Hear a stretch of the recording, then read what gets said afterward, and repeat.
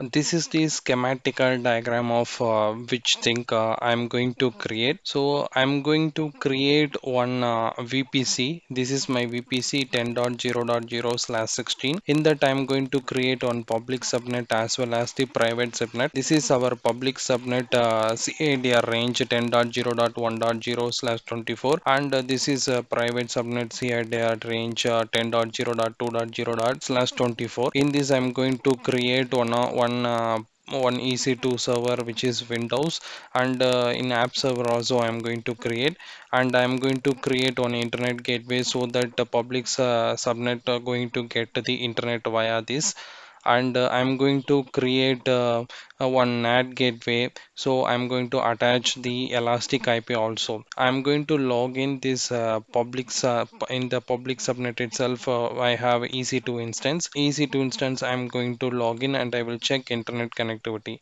But when I try to log in with the private subnet, it won't have the internet connectivity because I won't enable the public IP, so that it will in the private subnet, so it won't have any internet connectivity.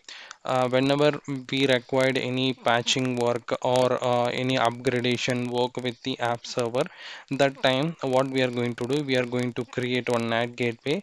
In that I'm going to create elastic IP. That elastic IP I'm going to choose from the public subnet range 10.0.1/1.0/24. In this range I'm going to create that elastic IP. That elastic IP, it will be attached with the NAT, so that internet will get from our internet gateway to public subnet. From the public subnet we have some bastion host usually, but here I'm not going to create any bastion host. In this will get elastic IP, will go to elastic IP. So in the elastic IP we have a NAT, so this NAT having the connectivity with the private subnet, so the private subnet will get the internet. Finally it will get the internet. I will try to log in the app server. We can see getting internet flow or not. This setup I'm going to create. This is the overview of setup what I'm going to create.